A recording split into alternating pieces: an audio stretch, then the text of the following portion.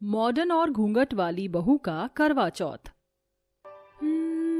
एक दिन आप यूं हमको मिल जाएंगे। अरे वाह, सारा काम हुई गवा है। ओहो, माँ जी की लहसुन की चटनी पीसना तो भूल ही गई, अभी निपटा लेवत हैं। हमारी देसी घूंघट वाली बहू श्वेता से तो आप मिल लिए, आइए जरा इनकी मॉडर्न देवरानी अविका से मिलते हैं, जो हर समय फैशन के चक्कर में रहती थी और हेडफोन लगाकर गाना सुनना ऑल टाइम फेवरेट था। आई मैं तो आई नजारों के अनजान एक जगह, छूना ना मुझसे दूर रहना, परी हूँ मैं। ओ परी की बच्ची, बहुत देर हो गई, तुझे लैपटॉप का चार्जर नहीं मिल रहा है, दे दो वरना सच में परी बना दूंगा। हाउ डेयर यू, तुम्हें दिखाई नहीं दे रहा, सॉन्ग सुन रही हूँ। और तुम्हें कितनी बार बोला है, अपने कपड़े पहनने के तरीके को थोड़ा बदलो। मॉडर्न चीज पहननी है तो जीन्स टॉप पहन लो, ये शॉर्ट फ्रॉक पहनना जरूरी है? हाँ, घर में पिताजी हैं, तुम्हारे जेठ हैं, थोड़ा तो लिहाज करो। अर्पित, व्हाट आर यू सेइंग? तुमने तो मुझे इसी कपड़े में प्यार किया था, तो यहाँ पहनने में क्या बुराई है? लोगों को सोच और नजर अच्छी रखनी चाहिए, कपड़ों का क्या है। और ससुराल में मुझे ऐसे मॉडर्न बनकर रहते रहते 2 महीने हो चुके, तो अचानक से क्यों बोल रहे हो? बाय द वे, सामने की टेबल पर तुम्हारा चार्जर पड़ा है, ले लो। अर्पित चार्जर और लैपटॉप लेकर हॉल में बैठता है तो उसका भाई उसकी शक्ल देखकर उसके दिल का हाल समझ जाता है और समझाने लगता है कि तभी, अरे बहू, कितना टाइम लगेगा, गरम गरम पकौड़े और चाय लेकर आओ ना। अरे पिताजी, माँ के बिना खाओगे क्या? उन्हें पूजा तो करने दीजिए। मोहिनी देवी अपनी पूजा में मगन थी। दास जनों के संकट क्षण में दूर करे, ओम जय जगदीश हरे। जय हो विष्णु भगवान की, बोलो हर हर महादेव की जय। हो गई मेरी पूजा, बहू नाश्ता लगा। फिर सब चाय नाश्ता करते हैं। अरे वाह, हमारी बहू रानी ने कितना अच्छा नाश्ता बनाया है। और ये फैशनेबल मॉडल बहू कहाँ रह गई? उसे खाना नहीं खाना है क्या? आपने बुलाया माँ जी और मैं चली आई। वैसे मेरा आज का मेकअप और हेयर स्टाइल कैसा लग रहा है?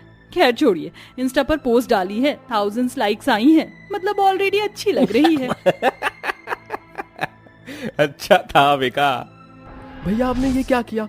मेरी शर्ट पर चाय के दाग लग जाएंगे, ऐसी क्या हंसी आ गई आपको? तुम्हारी पत्नी है, तुम्हें पता नहीं, खुद ही पूछकर खुद ही अपनी तारीफ कर लेती है। हाँ जेठ जी, इसीलिए क्योंकि आप सबको वो ऐसे कपड़ों में अच्छी नहीं लगती, पर मैं ऐसे ही पहनूंगी। बहू कुछ नहीं तो अपने ससुर जी के सामने ही शर्म कर लिया कर, टांगे दिखा रही है। बड़ी बहू से सीख घूंघट में रहना। माँ जी, मुझे ऐसे ही रहना पसंद है, एनी दिक्कत? और जहाँ तक बात जेठानी जी की है, तो मैंने उन्हें अक्सर देखा है, बेचारी आपकी वजह से घूंघट करके रहती हैं, लेकिन काम करने में उन्हें भी तकलीफ होती है। और मुझे अपना इस तरह हाल नहीं बनवाना है आपसे। अब कोनो बात नहीं माँ जी, देवरानी जी को जब यही पसंद है तो करने दीजिए, छोड़िए। श्वेता बहू ठीक कह रही है, सब चुपचाप खाना खाओ। ऐसे ही घर में कभी भी छोटी मोटी बातें हो जाया करती थी। दरअसल 2 महीने पहले अर्पित ने अविका से लव मैरिज की थी, जो कि मोहिनी को बिल्कुल पसंद नहीं आई, क्योंकि उसे अपनी बड़ी बहू की तरह ही छोटी बहू चाहिए थी, बिल्कुल सर्वगुण संपन्न, घूंघट वाली, सुशील बहू। पर मॉडर्न अविका मोहिनी के अरमानों पर पानी फेर देती है और वो घर का कोई भी काम नहीं करती थी। घर का अधिकतर काम तो बड़ी देसी बहू ही करती थी। तभी हल्की हल्की सर्दी का मौसम हो जाता है और एक दिन सास कहती है, बाप रे बाप, लगता है शॉल निकालनी पड़ेगी, ठंड हो गई है बहुत। बड़ी बहू, तू मेरे लिए शॉल निकाल दियो। जी माँ जी। हे भगवान, ये आज तूने क्या चमकीले से कपड़े पहने हैं, मुझे ठंड लग रही है, तुझे नहीं लग रही क्या? किस मिट्टी की बनी है? एक्चुअली क्या है ना माँ जी, आई एम वेरी हॉट, तो मुझे ठंड नहीं लगती है। ठीक है, तू कभी सुधरेगी नहीं। 2 दिन बाद करवा चौथ है, तो तुम दोनों अच्छे से करवा चौथ की तैयारी कर लो, पूजा का सामान ले आओ, शॉपिंग कर लो, ये लो पैसे। वाओ, इतने सारे पैसे! इससे तो मैं स्पा में जाकर अपना मैनिक्योर, पेडिक्योर, हेयर स्टाइल सब कुछ करवाऊंगी। सबसे ज्यादा खूबसूरत मैं ही लगूंगी और साड़ी भी बहुत महंगी लाऊंगी। इका माँ जी, हमका 50,000 की कोनो जरूरत नहीं। हमरा पूजा का सामान 500 रुपया में आ जाई और साड़ी की हमका जरूरत नहीं है। हम अपना बियाह का जोड़ा पहनी। और रही बात निखार की, तो देसी नुस्खे हमका आवत हैं, हम उससे ही दमक जाई। अरे वाह, हमारी बहू तो सच में बहुत अच्छी है। और गवार भी। वैसे भी इन्हें कौन सा अपनी शक्ल दिखानी, ये तो रहेंगी घूंघट में, तो घरेलू नुस्खा भी चेहरे पर लगाने की जरूरत क्या है। अपनी सास के हाथ से पैसे छीनकर हंसते हंसते मॉडर्न बहू शॉपिंग के लिए निकल जाती है और 25,000 रुपए अपने मेकअप, 25,000 के कपड़े ले आती है, जिसमें से पूजा का सामान भी वह नहीं, जेठानी उसके लिए लेकर आती है। अगले दिन श्वेता अपने हाथ पर खुद की पिसी हुई मेहंदी लगवा रही थी तो सास कहती है, अरे वाह बहू, तेरी मेहंदी तो बहुत अच्छी लग रही है, देखा कलर बहुत सुंदर आएगा। और छोटी बहू, तू मेहंदी क्यों नहीं लगवा रही है? करवा चौथ पर 16 श्रृंगार करना जरूरी होता है। ओफो माँ जी, मुझे ये मेहंदी की ना तो स्मेल पसंद है और इसे लगाने के बाद मेरी इचिंग हो जाती। रही बात 16 श्रृंगार कंप्लीट करने की, तो मैं डाई मेहंदी लगा लूंगी, 5 मिनट में उतर जाएगी। बहुरिया, तेरा दिमाग खराब है क्या? ये मेहंदी कौन लगाता है? ये तो ऑटोमेटिक रच जाएगी। और हाँ, जो साड़ी लेकर आई है ना, कल वही पहनियो। ये छोटे कपड़े मुझे दिखने नहीं चाहिए तेरे कल। आई नो माँ जी। सुबह के 4 बजे मोहिनी दोनों बहू को सरगी देती है, जिसे खाने के बाद नहाकर घूंघट वाली और मॉडर्न दोनों बहू लाल जोड़े में तैयार हो जाती हैं। लेकिन मॉडर्न बहू को अपनी साड़ी बहुत चुभती है, इसलिए वह उतार देती है। ओह माय गॉड, इस साड़ी में तो मेरा दम ही घुट गया था। अच्छा हुआ जो मैंने वापस अपनी शॉर्ट ड्रेस, क्रॉप और स्कर्ट पहन ली, क्योंकि मुझे शुरू से ही इसी की आदत है। अब माँ जी को जो बोलना है बोले। अरे मोरी मैया, इका देवरानी जी, ये आपने छोटे कपड़े काहे पहने हैं? आपने तो महंगी साड़ी लाई रही कल। अगर माँ जी ने आपको ऐसे देख लिया तो मुश्किल हो जाए। ओ प्लीज जेठानी जी, अब आप स्मार्ट मत हो जाओ। मुझे वो महंगी सी साड़ी बहुत चुभ रही थी, मुझे नहीं पहननी। मैं इसी में कंफर्टेबल हूँ और इसी कपड़े में करवा चौथ बनाऊंगी। हमारी बात मानो तो अबिका ऐसे ना ही करबो। करवा चौथ की कथा सुनवा के लिए 5 बजे नीचे आ जाबो। फिर श्वेता आदर्श बहू की तरह पूजा का सारा खाना बना लेती है, भूखी प्यासी घर का काम करती है। मॉडर्न बहू फल खा लेती है। अच्छा हुआ मैंने खा लिया, भूख बर्दाश्त नहीं हो रही थी और वैसे भी फल तो हर व्रत में खाते तो पाप भी नहीं लगेगा। फिर करवा चौथ की कथा सुनने के लिए बाकी औरतों के साथ बैठ जाती है, जहाँ मॉडर्न बहू भी बिना सर पर कोई पल्ला रखे छोटे कपड़ों में करवा चौथ की कथा सेब खाते हुए सुनती है। ये देखकर आसपास की औरतें हैरानी से चली जाती हैं और सास लज्जित हो जाती है। फिर आग बबूला होकर मोहिनी अविका को बहुत सुनाती है। इतने में घर के तीनों मर्द आ जाते हैं। ससुर और जेठ बहू को ऐसे देखकर आंखों पर हाथ रख लेते हैं। बेशरम निकम्मी, मैंने तुझे किस चीज की आजादी नहीं दी? तुझे एक चीज कही थी कि मेरे बेटे के लिए अच्छे से करवा चौथ का व्रत रख ले, वो भी तू नहीं कर पाई। बुरा मुझे तेरे छोटे कपड़ों का नहीं लग रहा है, वो तो तू शादी के बाद से है, लेकिन मेरे बेटे की जिंदगी कोई मजाक थोड़ी है। करवा चौथ का व्रत एक सुहागन के लिए बहुत पावन होता है और तूने मुंह जूठा कर लिया। फिर तूने अभी बैठकर क्या करवा चौथ की कथा सुनी? क्योंकि तूने कोई सीख ही नहीं ली। तुझसे अच्छी मेरी घूंघट वाली बहू है, ना उल्टा जवाब देती है, ना उल्टे काम करती है, ना दिल दुखाती है। हाँ देवरानी जी, इस बार तुमने बहुत बड़ा पाप किया है, करवा चौथ के व्रत का अनर्थ कर दिया। अविका, मुझे तुमसे ये उम्मीद नहीं थी। तुमने मुझे बस इतना ही प्यार किया, एक व्रत नहीं रख पाई, भूखा नहीं रह पाई थोड़ी देर और। देखो जरा तुम्हारे कपड़ों की वजह से बड़े भैया और पापा कैसे खड़े हैं। अरे थोड़ा बहुत तो भाभी से कुछ सीख लो, हद पार कर दी। मैं तुम्हारे साथ अब और नहीं रह सकता। हाँ, इसे घर से बाहर कर दे। नहीं नहीं अर्पित, माँ जी मेरे साथ ऐसा मत कीजिए, मैं आपको छोड़कर कहाँ जाऊंगी। माना कि मुझसे गलती हो गई, मैं फिर कभी ऐसे बदतमीजी नहीं करूंगी। जेठानी जी की तरह साड़ी पहनूंगी, लेकिन खुद से दूर मत कीजिए। हाँ माँ जी, माफ कर दीजिए, एक मौका दीजिए उसे, अगली बार से ध्यान रखेगी। ठीक है, मैं नहीं चाहती मेरे बेटे के साथ कुछ हो, इसलिए सच्चे मन से करवा चौथ माता से माफी मांग और करवा चौथ का व्रत पूरा कर। जी माँ जी। इस तरह मॉडर्न बहू को अपनी गलती का एहसास हो जाता है। फिर तीनों सास बहू करवा चौथ का व्रत पूरा करती हैं और खुशी खुशी रहने लगती हैं। अरे कहाँ गई दोनों की दोनों? जब भी घर में कोई काम होता है मैं इन्हें इधर उधर ढूंढती रहती हूँ, लेकिन कहीं नजर ही नहीं आती। तभी किचन से आवाज आती है। लगता है किचन में कोई है, वहीं जाकर देखती हूँ इन दोनों को, आखिर क्या कर रही हैं। मनोरमा किचन में जाती है, जहां उसकी दोनों काली बहुएं सभी के लिए नाश्ता बना रही होती हैं। तुम दोनों अभी तक यहीं पर हो। अरे ये नाश्ता पानी तो होता रहेगा, घर की साफ सफाई कब करोगी? मेरे हिसाब से तो तुम्हें सुबह 5 बजे उठ जाना चाहिए था। माँ जी, हम तो सही समय पर ही उठे हैं। अच्छा, वो तो दिख रहा है। मैंने तुम्हें कहा था ना करवा चौथ आ रहा है, जिसके चलते तुम्हें घर में साफ सफाई अच्छे से करनी है। और आज जाकर छत पर भी साफ कर लेना। तुम्हें पता है ना, हमारे मोहल्ले की सभी औरतें अपना व्रत खोलने हमारे घर की छत पर ही आएंगी, क्योंकि हमारे घर की छत इतनी बड़ी जो है। ठीक है माँ जी, आप चिंता मत करो, हम सारे काम अच्छे से कर लेंगे। काव्या की बात सुनने के बाद मनोरमा वहां से चली जाती है। उसके जाते ही काजल काव्या से कहती है, जब देखो इन्हें हम ही दिखाई देती है। अरे वो दूध की धुली गोरी चिट्टी 3 बहुएं तो पैर पसार कर अपने कमरे में सो रही हैं। हम ही क्यों करें सारे काम? अरे मेरी प्यारी बहन, बात को समझने की कोशिश कर। ससुराल में ही पहला करवा चौथ है और मैं नहीं चाहती कि माँ जी किसी भी बात से लेकर हम दोनों को ताने कसे। मैं तो बस आपकी वजह से और माँ बाबूजी की वजह से ही चुप रहती हूँ, वरना तो इन लोगों को मैं अच्छा सबक सिखा सकती हूँ। ऊपर से हम दोनों बहनें इतनी गरीब हैं कि अपने माता पिता की इज्जत खराब नहीं करना चाहती, लेकिन ये लोग हमारी मजबूरी का फायदा उठाते हैं। काजल की बात सुनकर काव्या कुछ कह नहीं पाती। दोनों बहनें सभी के लिए नाश्ता बनाने के बाद घर की साफ सफाई में लग जाती हैं। दोपहर के 12 बज रहे होते हैं। तब मनोरमा की तीनों गोरी बहू नींद से उठकर आती हैं। अरे माँ जी, हमारा ब्रेकफास्ट अभी तक तैयार नहीं हुआ है क्या? सासू माँ, कितनी बार कहा है हमारी सारी चीज टाइम टेबल से होनी चाहिए। अरे बहू, तुम जरा बैठो तो सही, अभी तुम्हारा नाश्ता मंगवाती हूँ। मनोरमा अपनी काली बहू को आवाज लगाकर नाश्ता लाने के लिए कहती है।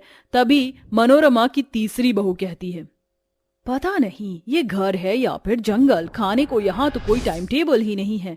हमारे नाश्ते का हमारे मायके में हम लोग कितने खुशी से रह रहे थे और वहां पर हमें किसी भी चीज की कमी नहीं होती थी, क्योंकि 10 नौकर हमारे आसपास घूमते थे। मेरे होते हुए क्यों चिंता करती हो बहू? तुम्हें तो कमी मैं यहाँ भी नहीं होने दूंगी। अभी इन दोनों की वाट लगा कर आती हूँ। मनोरमा ऐसा कहकर तुरंत ही अपनी दोनों काली बहू के पास जाती है और कहती है, अरे तुम दोनों को तब से आवाज लगा रही हूँ, क्या तुम्हें मेरी आवाज सुनाई नहीं देती है? आवाज का घूंट भर भर कर पी रही हो। काव्या और काजल रसोई में ही अपना नाश्ता कर रही होती हैं। क्या बात है, तभी तो मैं बोलूं ये राशन इतनी जल्दी जल्दी कैसे खत्म होता है? तुम दोनों यहाँ जो ठूस लेती हो फिर बाद में भी खाती हो, मेरी गोरी बहू के लिए नाश्ता बचेगा भी कैसे? ये बात नहीं है माँ जी, आप गलत समझ रही हो। हम काम करके थक गए थे, फिर अभी हमें रसोई में भी थोड़ा काम करना था, इसलिए हमने यही नाश्ता कर लिया। बात पलटने की जरूरत नहीं है, जल्दी से मेरी गोरी बहू के लिए नाश्ता लेकर आओ, बाद में खाना तुम अपना नाश्ता। मनोरमा ऐसा कहकर चली जाती है, जिसके बाद काव्या और काजल तीनों गोरी बहू के लिए नाश्ता बनाकर डाइनिंग टेबल पर लगा देती हैं। चलो, हमारा नाश्ता तो आया, बाकी के काम अब बाद में करना, अभी हम नाश्ता कर रहे हैं। इतने जाकर तुम दोनों हमारे कपड़े इस्त्री कर दो, हमें करवा चौथ की शॉपिंग के लिए जाना है। और हाँ, मेरी बात सुनो, पिछली बार तो तुमने मेरे कपड़े प्रेस करके जला दिए थे। ये कपड़े तुम्हारे बाप की तनख्वाह से नहीं आते हैं, इसलिए ध्यान से प्रेस करना। अब जाओ यहाँ से। मनोरमा के साथ साथ उसकी तीनों गोरी बहू भी उसकी काली बहू को कुछ नहीं समझती थी। तीनों नाश्ता करके करवा चौथ की शॉपिंग के लिए निकल जाती हैं और यहाँ काली बहुएं अपनी गोरी जेठानियों के कपड़ों को प्रेस कर रही होती हैं। करवा चौथ का त्योहार हमारा भी तो आने वाला है, ऊपर से हमारे पति भी दुबई गए हैं, पता नहीं कब लौटेंगे। हमारे पति भी तो यहाँ नहीं रहते, अक्सर वो कभी कहीं तो कभी कहीं जाते ही रहते, वो भी हमें पूरा समय नहीं दे पाते, तभी इस घर में हमारे साथ ऐसा बर्ताव होता है। काव्या और काजल एक दूसरे से अपना दर्द बांटती हैं। इधर तीनों गोरी बहुएं बड़े बड़े शॉपिंग मॉल में शॉपिंग कर रही होती हैं और वहीं अपने पतियों को बुला लेती हैं। ये साड़ी तुम पर बहुत अच्छी लग रही है शेफाली। इस बार तो तुम मेरे ही पसंद के कपड़े पहनना अनन्या। देखा तुमने नीतिका, उन दोनों ने अपने लिए कुछ न कुछ पसंद कर लिया और तुम्हें तो इतनी देर से कुछ पसंद ही नहीं आया। इतना कुछ है तो सही, मैंने जो पसंद किया है मुझे वो सब कुछ खरीदना है। ढेर सारी करवा चौथ की शॉपिंग करने के बाद तीनों वापस घर लौट आती हैं। वो अपने साथ साथ अपनी सास के लिए भी बहुत कुछ लेकर आती हैं। माँ जी देखो, हम आपके लिए लाल बनारसी साड़ी लेकर आए हैं, हाथों के लिए चूड़ा लेकर आए हैं और ये लाल और गोल्डन कलर की ज्वेलरी भी लेकर आए हैं। इन्हें पहनने के बाद तो आप बहुत खूबसूरत लगेंगी। हम तो आपके लिए हमेशा कुछ न कुछ लेकर आते हैं, लेकिन आपकी ये दोनों निठल्ली बहुएं आपको इस बार करवा चौथ पर क्या देने वाली हैं? इन फटीचरों से उम्मीद भी क्या कर सकती हूँ, जैसे गरीब खानदान से आई हैं वैसे ही गरीब तोहफे ही देंगी। ये सुनकर उन दोनों को बहुत बुरा लगता है और वो अपने कमरे में जाकर रोने लगती हैं। किसी से कुछ ना कहने के बाद भी सब लोग उन्हें ताने देते रहते हैं। ऐसे ही कुछ दिन बीत जाते हैं और करवा चौथ का त्योहार आ जाता है। एक तरफ गोरी बहुएं अपने कमरे में सज संवर रही होती हैं तो दूसरी तरफ काली बहुएं घर में साफ सफाई कर रही होती हैं। करवा चौथ वाले दिन भी उन्हें ही घर के सारे काम करने पड़ते हैं। शाम की पूजा का समय हो रहा है, चलो जल्दी से नहा धोकर तैयार हो जाते हैं। काजल और काव्या दोनों अपने कमरों में जाकर अपनी सिंपल साड़ी पहनकर तैयार हो जाती हैं। उन्हें देखते ही गोरी बहुएं कहती हैं, अरे अरे देखो तो सही, ब्लैक ब्यूटी आ रही हैं। हम चमके या ना चमके, सभी औरतों के बीच में ये ब्लैक ब्यूटी तो जरूर चमकेंगी। अरे हमारा रंग काला है तो इसमें हमारा क्या कसूर है? और फिर हम अपने पति के लिए सज सवर कर आई हैं, ना कि तुम लोगों को दिखाने के लिए। ज्यादा कैंची की तरह जुबान चल रही है तेरी। अब तुम दोनों यहीं रहोगी और पूजा में भी नहीं आओगी। तीनों गोरी बहुएं पूजा में चली जाती हैं और उन दोनों को कमरे में बंद कर देती हैं। जिसके बाद दोनों को कुछ समझ नहीं आता। उन्हें करवा चौथ की कथा सुननी थी, जिसके चलते काव्या अपना दिमाग चलाती है और YouTube से करवा चौथ की कथा सुनकर पूजा बहुत ही श्रद्धा के साथ पूरी करती है। अच्छा हुआ हमने कथा सुन ली, अब पता नहीं दरवाजा कब खुलेगा। तभी मनोरमा दरवाजा खोलकर अंदर आती है। तुम दोनों को यहाँ किसने बंद कर दिया? चलो चलकर शाम के खाने की तैयारी कर लो। शाम को मेरे 5 बेटे घर पर ही होंगे, उनकी पसंद का सब कुछ होना चाहिए। ये सुनकर दोनों बहुएं बहुत खुश होती हैं, क्योंकि पूरे 1 हफ्ते से वह अपने पतियों से नहीं मिली थी। इसी वजह से वो उनकी और उनके भाइयों की पसंद का सारा खाना बनाती हैं। जब रात को चांद निकल आता है तो वो भी अपना व्रत खोलने के लिए छत पर पहुंच जाती हैं, जहां बाकी की सभी औरतें और तीनों गोरी बहुएं भी होती हैं। लेकिन वहां विराज और विक्रम नहीं होते। ये देख दोनों मायूस हो जाती हैं और अपनी गोरी जेठानियों को अच्छे से करवा चौथ बनाते हुए उन्हें अपने पतियों की याद आ जाती है।